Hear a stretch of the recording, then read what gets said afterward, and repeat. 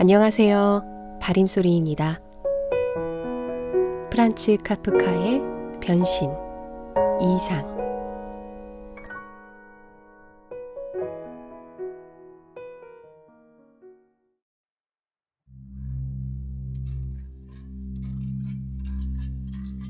저녁 무렵 그레고르는 겨우 깊은 잠에서 깨어났다. 무슨 약속이 있어서가 아니라 이제는 눈을 떠야 할 시각이었다. 왜냐하면 푹 수면을 취했기 때문이다. 그러나 사실은 소란스럽게 걷는 발소리와 문간방 쪽으로 통하는 문을 조심스럽게 여닫는 소리에 잠이 깬 것 같았다. 천장과 가구 위에 가로등의 불빛이 새어들어와 비치고 있었으나 방바닥과 그레고르의 주위는 어두웠다. 그제야 그레고르는 촉각을 서투르게 작용시키면서 무슨 일이 일어났는지 알아보려고 살그머니 문 쪽으로 기어갔다. 왼쪽 허리 언저리에 당기는 듯한 상처가 생겨서 그는 두 줄로 된 양쪽 다리를 절름거리지 않을 수가 없었다.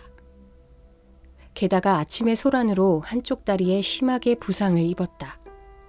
그는 힘없이 질질 다리를 이끌고 기어갔다. 그는 문 앞까지 와서야 비로소 무엇이 그를 유혹했는지를 알게 되었다. 그것은 바로 음식 냄새였다. 즉, 그곳에는 흰 빵 부스러기가 둥둥 떠있는 우유 그릇이 놓여 있었다. 그레고르는 기쁜 나머지 탄성을 지를 뻔했다. 아침나절보다도 배가 더 고팠기 때문이다. 그는 곧 우유 속에 눈까지 잠길 정도로 머리를 집어넣었다. 그러나 이내 실망하고 목을 움츠렸다. 몸통의 왼쪽 허리 언저리가 아파서 먹기에 부자유스러웠을 뿐 아니라 평소에는 아주 즐겨 먹던 것이었고 그렇기 때문에 누이 동생이 생각해서 방 안에 넣어준 우유였는데 지금은 전혀 맛이 나지 않았다.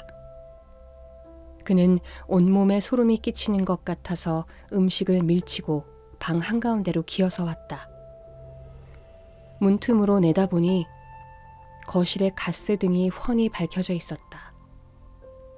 여느 때 같았으면 이 시각에는 아버지가 석간신문을 어머니나 누이 동생에게 큰 소리로 읽어주셨을 텐데 지금은 아무 소리도 들리지 않았다. 어쩌면 이렇게들 조용하게 지낼 수가 있을까? 그레고르는 혼잣말을 했다. 밀려오는 어둠을 지켜보면서 그는 부모님과 누이 동생이 이런 좋은 환경에서 생활하게끔 해준 자신이 대견하게 여겨졌다. 그러나 지금의 안락, 행복, 만족의 일체가 무서운 종말로 다가온다면 어떻게 될 것인가?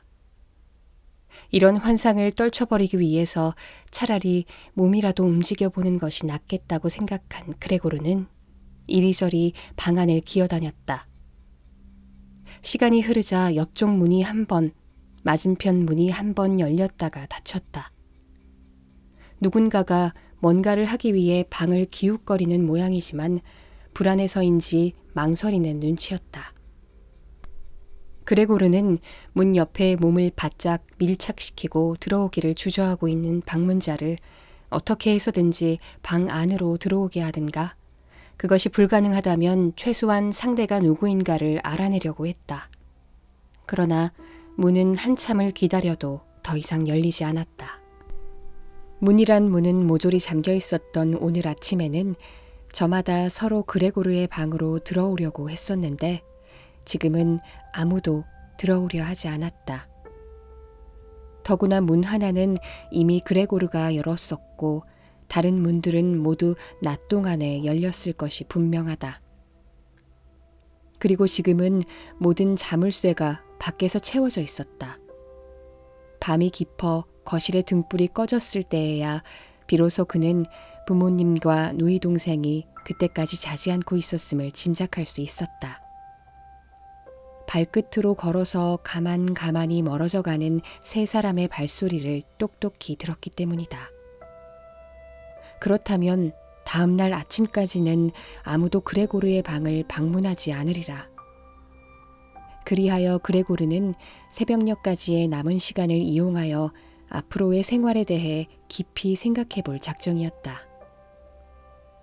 그런데 그레고르는 자신이 지금 방바닥 위에 납작하게 엎드려 있는 이 방, 천장이 높고 텅 빈 이 방은 그를 묘한 불안 속으로 몰아넣었다. 도대체 원인은 알 수 없었다. 5년 동안이나 지내온 자신의 방이 아닌가? 그레고르는 거의 무의식적으로 몸을 굽혀 부끄러운 생각을 하면서 소파 밑으로 기어들어갔다. 등허리가 약간 눌리고 고개를 쳐들 수는 없었지만 소파 밑은 매우 편안하고 아늑했다. 단지 몸통이 너무 커서 전신이 완전히 들어가지 않는 것만이 안타까웠다. 밤새도록 소파 밑에 엎드린 채로 가끔은 꾸벅꾸벅 졸기도 하고 이따금 배가 고파서 잠에서 깨어나기도 하고 또 걱정과 막연한 희망에 사로잡히기도 하면서 하룻밤을 새웠다. 그러나 아무리 생각해 보아도 결론은 한 가지였다. 즉, 당장은 침착하게 가족들로 하여금 인내와 최대의 조심성으로써 그로 인해 일어나는 여러 가지 불쾌감을 견딜 수 있도록 해주어야 한다는 것이다. 자신의 이런 모습은 아무래도 집안 사람들에게 혐오감을 줄 수밖에 없기 때문이다. 해가 채 뜨기도 전인 새벽녘에 그레고르는 자기가 다진 결심을 시험해 볼 기회를 얻었다. 문간방에서 어느새 옷을 갈아입은 노이 동생이 긴장된 얼굴로 문을 열고 방 안을 들여다본 것이다. 그녀는 한참 뒤에 소파 밑에 있는 오빠를 발견하자 스스로를 어찌할 바를 몰라 하다가 밖에서 문을 닫아버렸다. 하지만 이내 자신의 태도를 뉘우친 양 다시 문을 열고는 방 안으로 들어왔다. 마치 중병 환자나 낯선 사람의 방에 들어오는 듯 조심스러운 태도였다. 그레고르는 소파 가장자리까지 목을 빼고 누이 동생을 관찰했다. 우유를 마시지 않은 이유를 누이 동생이 알아줄까? 배가 고프지 않아서 먹지 않은 게 아닌데 좀 더 구미에 맞는 맛있는 것을 가져다 줄 수는 없는 걸까? 시키지 않아도 자진해서 가져다 준다면 얼마나 좋을까? 그로서는 누이 동생으로 하여금 그것을 깨닫게 하느니보다는 차라리 굶어 죽는 편이 나을 것 같았다. 다행히 누이 동생은 조금도 줄지 않은 우유 그릇을 곧 발견했다. 그릇 주위엔 약간의 우유가 흘러있을 뿐 우유는 그대로 남아있었다. 그녀는 곧 그릇을 집어들었다. 맨손이 아니라 걸레 조각으로 말이다. 그러고는 마시지 않은 우유를 들고 밖으로 나갔다. 이번에는 우유 대신에 무엇을 가져다 주려나 하고 그레고르는 기대를 걸고 이것저것 생각해 보았다. 그러나 누이 동생이 정성껏 들고 온 것을 보고는 그는 다시 말문이 막혀버렸다. 누이 동생은 오빠의 식성을 시험해 보기 위하여 여러 가지 음식물을 한꺼번에 가지고 와서 그것들을 헌 신문지 위에다 펼쳐 놓았다. 그것들은 반쯤 썩은 채소와 저녁 식사 때 먹다 남은 가장자리에 흰 소스가 말라붙은 뼈다귀, 건포도와 편도 몇 알, 그레고르가 이틀 전에 이런 것도 먹을 수 있느냐고 핀잔을 주었던 치즈, 아무것도 바르지 않은 마른 빵과 버터를 바른 빵, 똑같이 버터를 발라 소금을 뿌린 빵, 그리고 물을 담은 그릇이었다. 아무래도 이것은 그레고르를 위해 정해놓은 음식인 모양이었다. 누이 동생은 서둘러 나가더니 밖에서 방문을 잠가버렸다. 누이 동생은 그레고르가 자기 앞에서는 아무것도 먹지 않을 것이라고 생각했던 것이다. 문을 잠근 것은 다른 사람이 보지 않으니 마음 놓고 식사하라는 그녀의 신호였다. 그는 밥을 먹기 위해서 다리를 꿈틀거리기 시작했다. 상처는 어느새 나아버린 듯 했다. 이제는 아무데도 아프지 않았다. 이 점에 대해서 그레고르는 몹시 놀랐다. 한 달 전에 칼로 벤 손가락이 어제까지 욱신욱신 쑤셔대지 않았던가. 그렇다면 나의 감각이 갑자기 둔해진 것이 아닌가? 하고 생각하며 그는 허겁지겁 치즈를 먹기 시작했다. 여러 가지 음식 중에서 그레고르의 구미를 당긴 것은 다름 아닌 치즈였다. 치즈, 채소, 소스의 순서로 순식간에 먹어치우며 만족스러운 나머지 눈물까지 흘러나왔다. 그런데 신선한 식품 쪽은 오히려 맛이 없었다. 무엇보다도 냄새부터 견딜 수가 없어서 먹고 싶은 것만을 골라 한쪽 옆으로 끌어와 놓고 먹기까지 했다.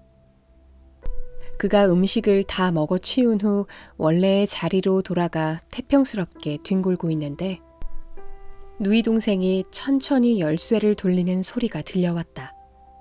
소파 밑으로 들어가라는 신호였다. 이미 막 잠이 들려는 상태였음에도 그는 급히 소파 밑으로 기어들어갔다.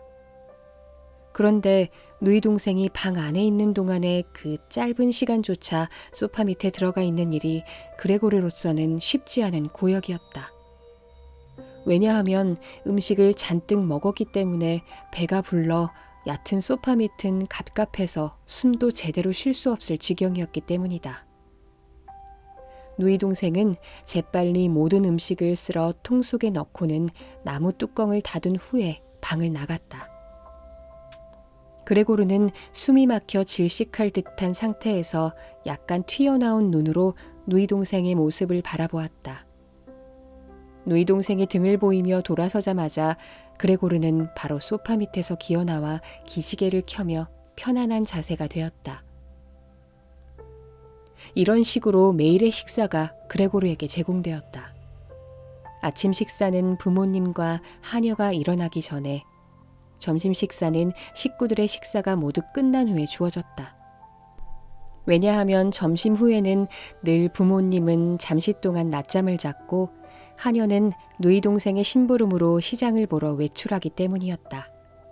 물론 아무도 그레고르를 굶겨 죽이려 생각하지는 않았지만 그런 시간에 음식을 주는 이유는 결국 집안 사람들이 그레고르를 피하고 싶었기 때문이며 그레고르에 대한 이야기는 누이 동생이 입을 통해서 듣는 것만으로도 만족했기 때문이다. 또 누이 동생으로서는 가족들에게 더 이상 이 일로 걱정을 끼쳐 슬픔을 더 크게 확대시키고 싶지 않았던 것이다. 그레고르로서는 도대체 첫날 아침에 의사와 열쇠 장수를 어떤 구실을 붙여서 돌려보냈는지 그 무렵의 일을 전혀 알 수가 없었다. 그레고르가 하는 말은 상대방이 이해하지 못했으며 또 사람들은 그레고르가 자신들의 이야기를 정확하게 이해할 수 있으리라고는 아무도 믿지 않았기 때문이다. 그런 상황이었기 때문에 누이 동생도 그레고르의 방에 들어와서는 가끔씩 한숨을 쉬거나 성자의 이름을 외우며 기도하는 것 외에는 아무 말도 하지 않았다.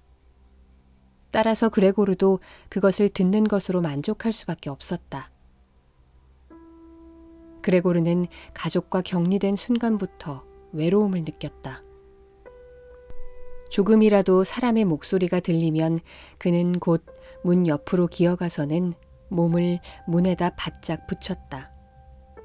특히 처음 며칠 동안에는 속삭이는 소리이기는 했지만 그에 대한 이야기가 나오지 않은 적이 한 번도 없었다. 이틀간을 계속해서 3번의 식사 때마다 어떻게 할 것인지를 상의하는 말소리가 들렸다. 식사와 식사 사이의 시간에도 집안의 누군가가 자기에 대하여 서로 이야기하는 소리가 들렸다. 즉, 아무도 혼자서는 집에 남아있고 싶어 하지 않았던 것이다. 그러나 만일의 경우를 위하여 집안 식구가 모두 나가버릴 수는 없으므로 언제나 최소한의 2사람은 집안에 남아있었다. 하녀가 이번 일에 대하여 무엇을 어느 정도로 알고 있는지는 충분히 알 수 없었다. 그러나 이미 첫날에 그녀는 어머니 앞에 무릎을 꿇고 당장 그만두고 싶다는 말을 했다. 그리고 15분쯤 지나 마침내 집을 나갈 때에는 마치 큰 은혜나 입은 것처럼 눈물을 흘리면서 해고시켜준 데 대하여 감사를 표시하고 이쪽에서 부탁하지도 않았는데 이번 일에 대해서는 털끝만큼도 다른 사람에게 말하지 않겠노라고 굳게 맹세하고 떠났다. 이미 첫날 아버지는 아내와 누이 동생에게 모든 재정 상태며 장래의 전망에 대해 설명해 주었다.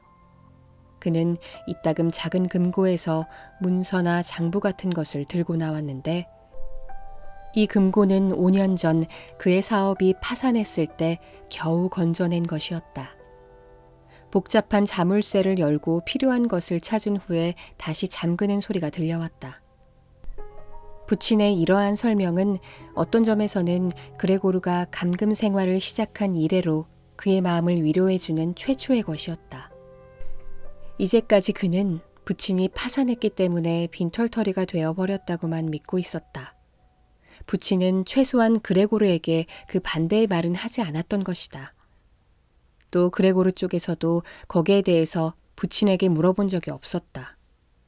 당시 그레고르는 가족들을 완전한 절망으로 몰아넣은 그 사업상의 불행을 될 수 있는 대로 빨리 가족들의 머릿속에서 지워버리는데 힘을 기울이는 일 외에는 아무것도 생각하지 않았다. 그랬기 때문에 그레고르는 남보다 열심히 일했으며 하룻밤 사이에 미미한 일개 점원에서 외판원으로 뛰어오를 수 있었다. 물론 외판원이 되고부터는 돈을 버는 여러 가지 방법들을 알게 되었으며 일의 결과는 당장 수수료나 현금의 형태로 바뀌었다. 그래서 이 돈을 집으로 가져와 가족들이 놀라게 테이블 위에 펼쳐 보일 수가 있었던 것이다. 그 무렵은 정말 신났었다. 후에 그레고르는 충분히 한 가정을 지탱할 수 있을 정도의 그리고 현재 집안 재정을 꾸려나가는데 넉넉한 돈을 벌기는 했지만 그 신이 나던 시절은 이제는 더 이상 그 옛날의 화려함과 더불어 돌아오지 않을 것이다. 가족들도 그레고르도 그것이 모두 습관이 되어 돈을 받는 쪽의 감정과 내놓은 쪽의 호기에는 변함이 없었지만 거기에는 이미 훈훈한 정이 담긴 특별한 감정이 나올 수가 없었다. 오직 누이 동생만이 변함없이 오빠에게 각별한 애정을 나타내었다. 그레고르와는 달리 그녀는 음악에 재능이 있었다. 바이올린 솜씨가 훌륭했으므로 누이 동생을 내년에는 음악학교에 입학시켜야겠다는 것이 그레고르가 평소에 생각해둔 계획이었다.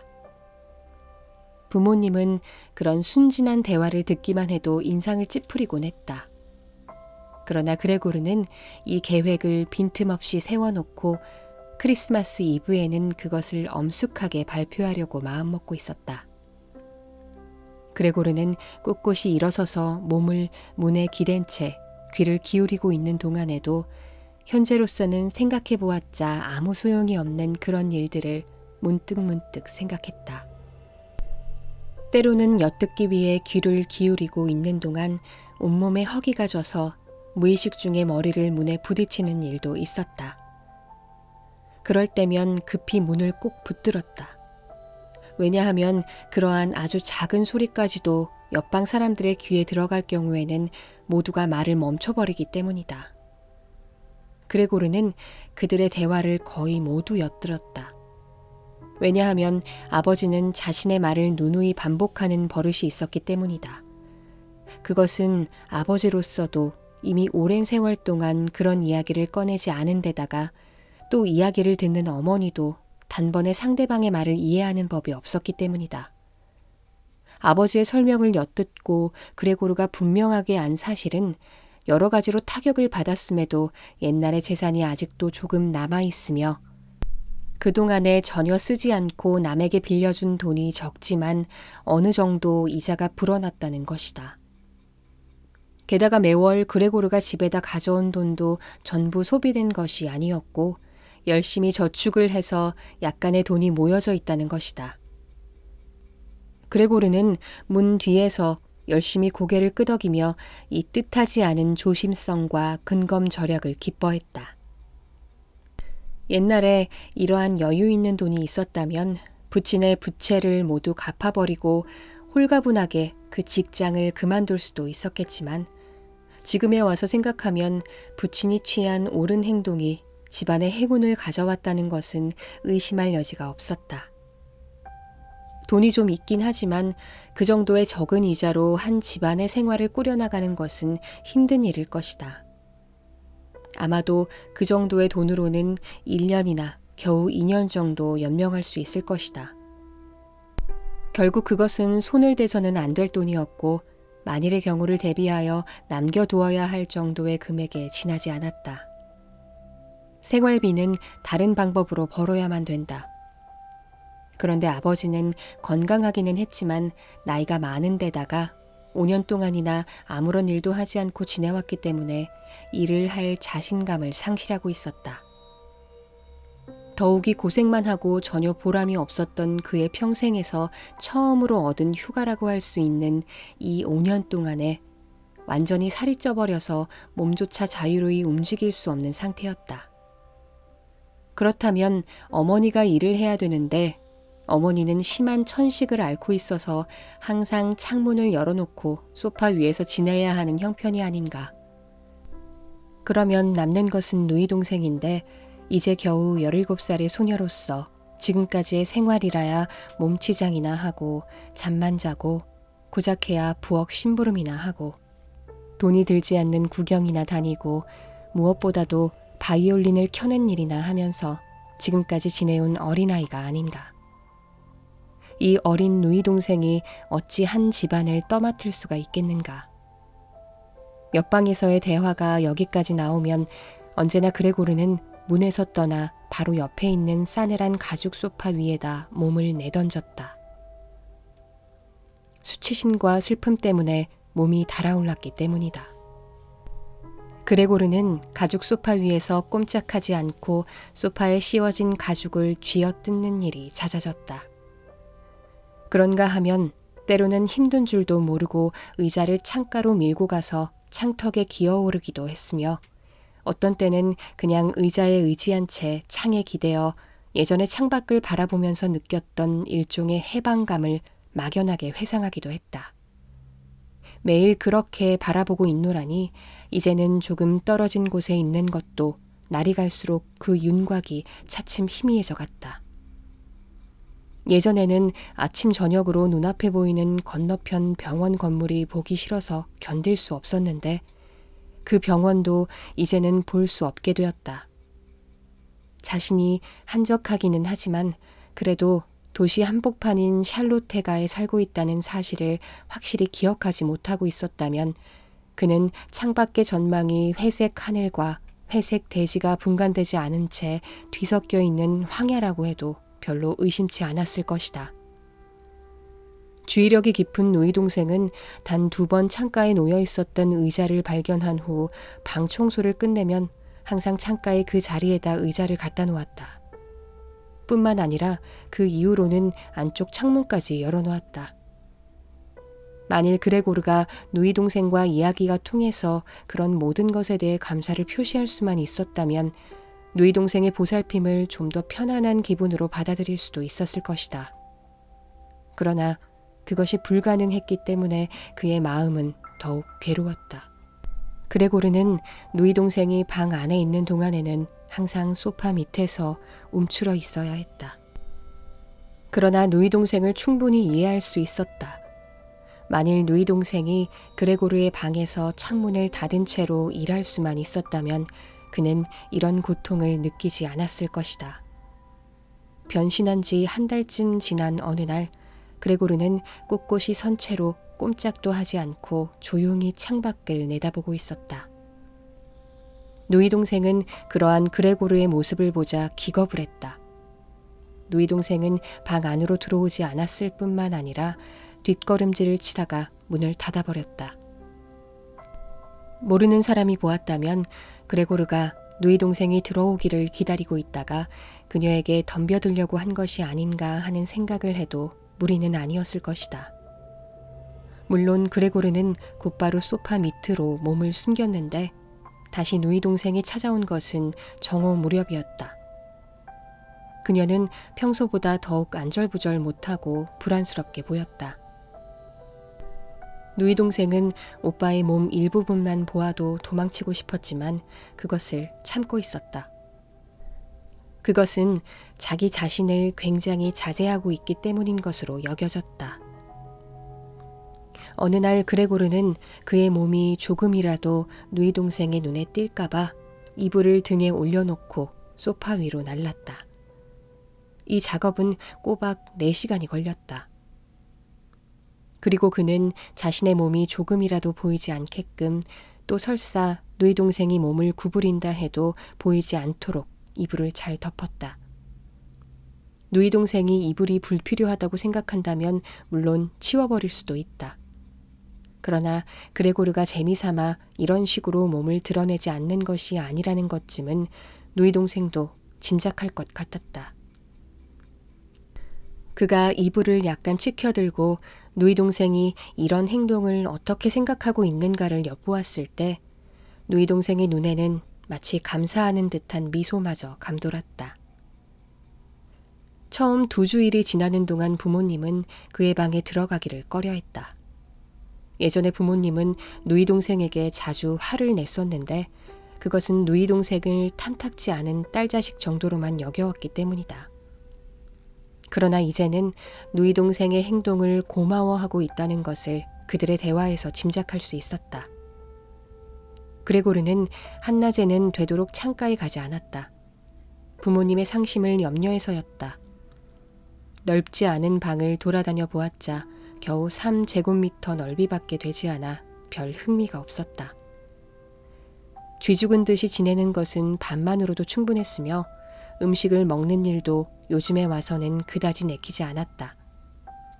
때문에 사방을 헤집고 다니는 습관을 들여 기분 전환을 시키고 있었다. 그 중에 천장에 달라붙어 있는 일은 무엇보다도 흥미로웠다. 방바닥에 엎드려 있는 것과는 또 다른 기분이었다. 마음이 편안해지고 가벼운 진동이 온몸으로 전해졌다. 그는 천장에 달라붙어 있으면서 행복에 젖어 아무것도 느낄 수 없는 상태에 빠져들곤 했다. 그러다가 무의식 중에 다리가 방바닥 위로 떨어져 스스로 깜짝 놀라는 일도 종종 있었다. 누이 동생은 그레고르가 생각해낸 이 새로운 취미를 곧 알아차렸다.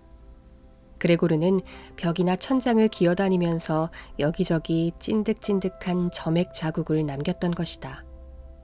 누이 동생은 오빠가 움직이는데 방해되는 가구를 치워주려고 마음을 썼다. 그런데 그 일은 혼자서 할 수 있는 일이 아니었다. 그렇다고 해서 아버지에게 도움을 요청할 수는 더군다나 없었다. 하녀도 물론 여간에서는 도와주는 법이 없었다.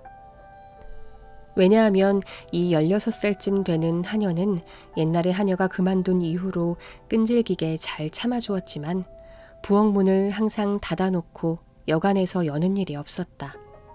아무리 생각해도 아버지가 없는 기회를 타서 어머니에게 청하는 도리밖에 달리 방법이 없었다. 어머니는 기쁜 나머지 탄성을 지르며 도와주려 했으나 그레고르의 방문 앞에까지 오자 더 이상 입을 열지 않았다. 물론 누이 동생은 어머니를 부르기 전에 그레고르의 방 안을 사전 점검했다. 그리고 확인이 끝난 후에야 비로소 어머니를 방 안으로 안내했다. 그레고르는 당황해서 이불을 보통 때보다 깊이 그리고 일부러 주름을 많이 잡히게 해서 덮었다. 그래서 제대로 보지 않으면 그냥 소파 위에 널려있는 이불처럼 보였다. 그레고르는 이번에도 습관적으로 이불 밑에서 조심스럽게 상황을 엿보았다. 그러나 어머니의 모습을 보는 것은 단념했다. 마침내 어머니가 방문해 주었다는 것만으로도 마음이 흡족했다. 괜찮아요. 들어오세요, 어머니. 보이지 않아요. 누이 동생이 말했다. 들어가기를 망설이는 어머니의 손을 끌어당기고 있는 것 같았다.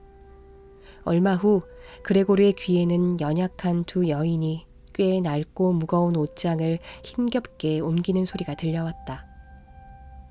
그리고 일의 대부분을 누이 동생이 도맡아 하는지 모치는 걱정스러운 목소리로 너무 무리하지 말라고 말렸다. 시간이 이럭저럭 15분 정도는 지났다고 생각될 즈음에 어머니의 힘없는 목소리가 들렸다.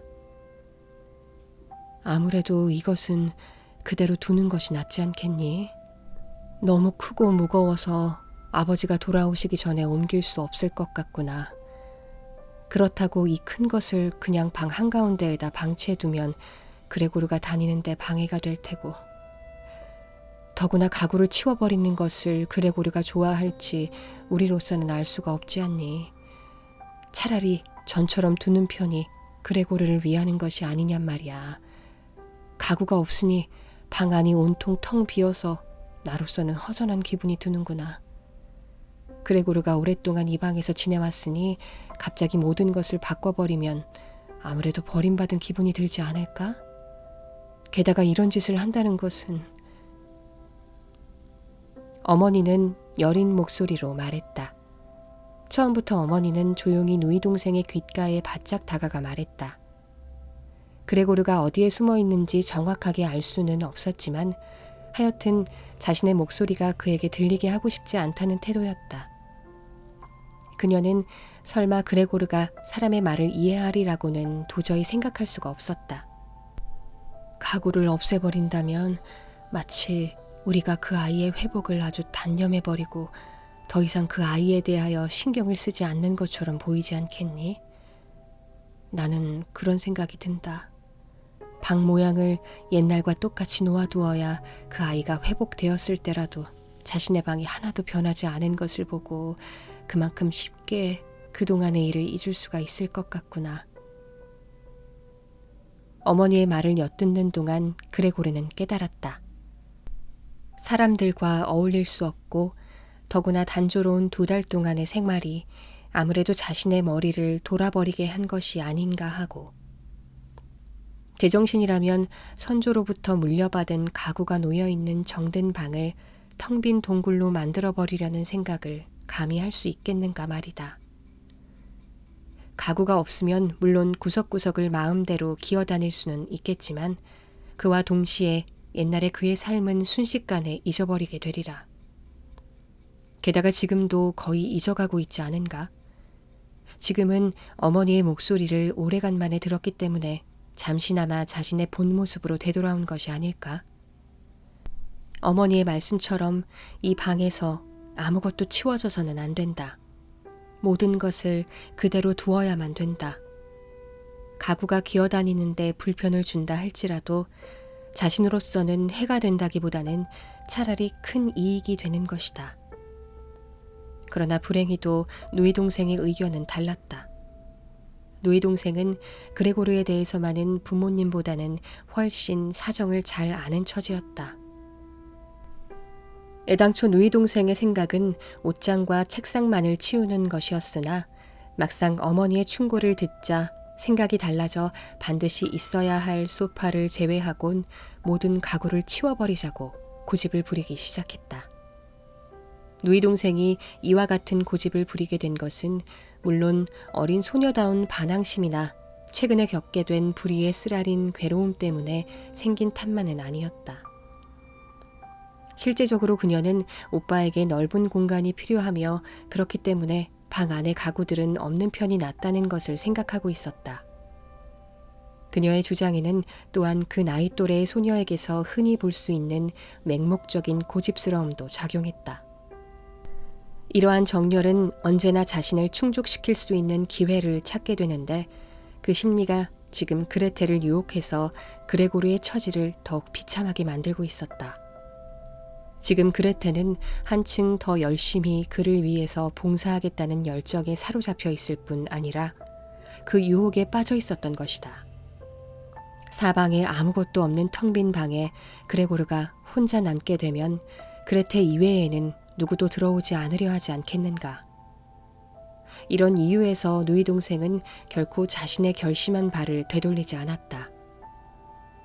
어머니는 지금 그레고르의 방에 있는 것만으로도 무척이나 겁먹은 듯이 불안해 보였다. 그래서 곧 아무 소리 없이 옷장을 옮기는 일을 도왔다. 그런데 이 옷장은 없더라도 별 문제가 안 되었지만 책상은 달랐다. 두 여자가 힘들게 옷장을 밀고 나가자마자 그레고르는 소파 밑에서 고개를 내밀고 어떻게 하면 신중하고도 조심스럽게 그들이 하는 일에 간섭할 수가 있을까 하고 생각했다. 그런데 불행하게도 먼저 돌아온 것은 어머니 쪽이었다. 그레텔은 아직도 옆방에서 이리저리 움직이고 있었다. 물론 옷장의 위치는 조금도 달라지지 않았다. 그런데 모치는 그레고르의 모습을 자세히 본 적이 없으므로 그를 보면 기절할지도 몰랐다. 그래서 그는 깜짝 놀라 소파의 다른 끝쪽으로 재빨리 움직였다. 그러나 그때 이불의 앞쪽이 조금 들쳐진 것은 어쩔 수가 없었다. 그것만으로도 어머니는 반응을 보였다. 어머니는 한 걸음 옆으로 물러서며 큼직한 갈색 반점을 보고 말았다. 그녀는 그것이 그레고르라는 것을 깨닫기도 전에 비명을 질렀다. 저기 뭐냐? 사람 살려요. 어머니는 양팔을 벌리고 밖으로 뛰어나가더니 거실 소파로 쓰러졌다. 그레고르! 누이 동생은 주먹을 쳐들고 날카로운 시선으로 그레고르를 쏘아보았다. 이것이 그레고르가 변신한 이후 처음으로 누이 동생이 직접 그에게 한 첫마디 말이었다. 누이 동생은 어머니의 의식을 회복시킬 만한 약재를 찾기 위해 옆방으로 뛰어갔다. 그레고르는 자책과 불안에 쫓겨 기어다니기 시작했다. 벽과 가구와 천장을 이리저리 기어다녔다. 방 전체가 빙빙 돌기 시작하더니 절망 상태에서 천장 위에 있던 그레고르는 아래 책상 위의 한복판에 떨어지고 말았다. 이로부터 얼마간의 시간이 흘렀다. 그레고르는 맥없이 늘어진 채 누워 있었다. 주위는 조용했다. 그때 초인종이 울렸다. 하녀는 주방에만 틀어박혀 있었기 때문에 그레테가 나가야만 했다. 아버지가 돌아온 것이다. 무슨 일이 있었니? 아버지의 첫마디였다. 그레테의 표정을 보고 모든 것을 짐작한 것이 틀림없다. 어머니가 기절하셨어요. 하지만 지금은 괜찮아지셨어요. 그레고르가 기어나왔지 뭐예요. 그레테의 목소리가 잘 들리지 않는 것은 분명히 아버지의 가슴에 얼굴을 파묻고 있기 때문일 것이다. 네, 그럴 줄 알았다. 내가 항상 주의를 주었는데도 여자들이란 도대체 사람 말을 안 들어먹는단 말이야. 그러니까 이 모양이지. 아버지는 그레테의 아주 간단한 보고를 듣고 그레고르가 무슨 난폭한 짓이라도 저지른 것으로 생각하는 모양이었다. 그래서 그레고르는 아버지의 마음을 진정시킬 수 있는 일을 해야만 했다. 그에게 사정을 설명할 시간도 가능성도 없었다. 그는 자신의 방문 앞으로 달려가 몸을 문에 바짝 붙였다. 이렇게 하면 현관에서 들어오는 아버지께서 문만 열어주면 곧 자신의 방으로 들어가려고 하는 자신의 뜻을 알아주리라 생각했다. 그러나 아버지는 그레고르의 이러한 섬세한 마음씨를 헤아릴 수 없었다. 그는 방 안으로 들어서자마자 그레고르 하고 소리쳤다. 분노와 희열이 뒤섞인 듯한 묘한 목소리였다. 그레고르는 고개를 돌려 아버지 쪽을 쳐다보았다. 그의 눈앞에 있는 아버지는 정말 상상도 못했던 모습을 하고 있었다. 물론 최근에는 기어다니는 일에 정신이 팔려서 집안이 어떻게 돌아가는지 통 모르고 지내었다. 그러니 달라진 집안 사정과 부딪힐 각오가 되어 있어야 했다. 그런데 그것은 그렇다 하더라도 과연 이 사람이 정말 내 아버지란 말인가? 옛날에 아버지는 그레고르가 일찍 출장을 떠날 때면 침대 속에 축 늘어져 자고 있었고 저녁에 출장에서 돌아오면 잠옷 차림으로 안락의자에 앉아 그를 맞이했었다. 항상 그랬던 아버지가 지금은 단정한 자세로 똑바로 서 있었다. 은행 수의와 같은 몸에 잘 어울리는 금단추가 달린 감색 제복을 입고 있었으며 저고리의 옷깃 부분 위로 나온 턱은 두 겹으로 겹쳐 있었다. 새까만 눈썹 밑에는 생기 있고 초롱초롱한 눈이 번쩍였다. 백발의 머리도 단정하게 빗질을 해서 머리카락이 착 달라붙어 빛나고 있었다. 그는 은행 이름인 것 같은 금실로 머리글자를 수놓은 제모를 방 안의 침대 위로 던졌다. 그리고 제복의 긴 옷자락 끝을 쓰다듬으며 양손을 바지 주머니 속에 푹 넣고 매우 못마땅한 표정으로 그레고르 쪽으로 걸어왔다. 아버지는 아마도 자신이 지금 무엇을 해야 할지 잘 모르고 있는 것 같았다. 어쨌든 그는 힘차게 걸었다. 그레고르는 아버지의 구두바닥이 별스럽게 큰 것을 보고 놀랐다. 그러나 그는 어찌해야 할지를 몰랐다. 새로운 생활이 시작된 이래 아버지는 지금 그를 최대한으로 엄하게 다룰 결심인 듯 했다. 그러나 그레고르는 당연한 일이라고 생각했다. 그래서 아버지가 다가오면 도망치듯 물러섰고 아버지가 멈추면 그도 따라 움직이지 않았다. 아버지가 조금만 몸을 움직여도 그는 이내 재빨리 도망쳤다. 그렇게 빙빙 돌기를 몇 번이나 했다.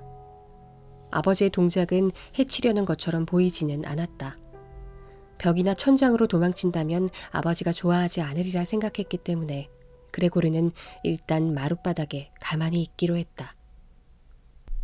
아무튼 그레고르는 마룻바닥 위를 기어다니는 일도 그리 오래 할 수는 없었다. 왜냐하면 아버지가 자리를 옮길 때마다 그레고르도 따라 움직여야 했기 때문이다. 아버지는 옛날에도 폐가 그다지 좋은 편이 아니었다. 그는 가슴이 답답했다.